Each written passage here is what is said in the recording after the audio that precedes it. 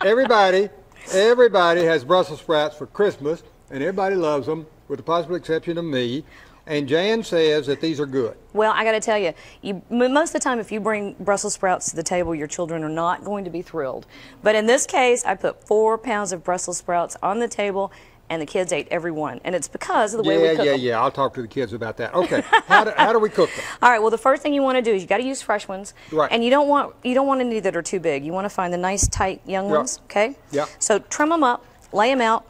And you cut those in half. Yeah, I did cut them in half. You don't have to. I like it.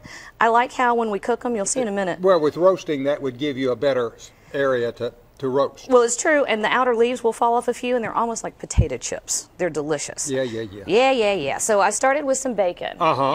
Which is a real good start. Well, it's always a good start, and I wanted the bacon at the end, but I also wanted the bacon grease. Okay? Oh, Lord. Well, listen, how much you use is up to you and your God, but I'm going to use about 2 or 3 tablespoons. I can just hear all the folks at my weight management class say, she put bacon grease on those. Well, you can blame it on me. They said, Walter, don't eat those. It's got bacon grease on. I love bacon.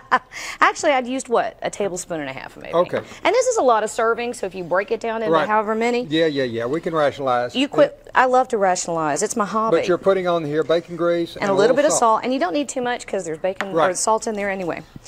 Huge flavor boost. Okay. Apple cider vinegar. One of my favorite ingredients. I would put this stuff in everything. Now that we can agree on. Okay, so all we're gonna do at this point, I don't know, teaspoon or 2. You don't need much. And what that does is, you know how that we were talking about that bitter sulfur quality.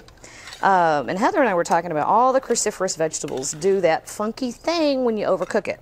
We're not doing that. So we're not going to overcook them. Therefore, we'll avoid that. That's right. Man, that's clever. 425-degree oven. All right. About? I would say about 30 minutes, but you want to check them. A lot of it's going to depend on how big they are. These are not very big. They took 30 minutes. I had bigger ones the other day, 45. Okay. Stir it about halfway through. Okay. Okay?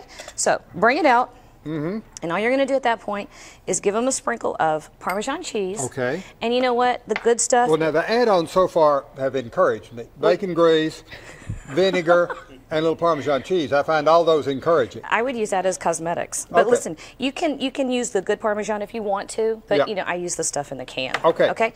And take your crumbled up bacon, whatever you didn't snack on while you were doing your cooking and waiting on the Brussels sprouts, sprinkle it over the top.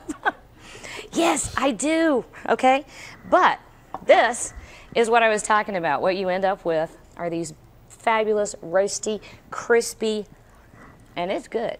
Get this recipe. Chef's recipe, 6450 Plains Mill Drive, Knoxville, Tennessee, 37919. Sending yourself address, stamped envelope, or go to local8now.com, posted, waiting for you there.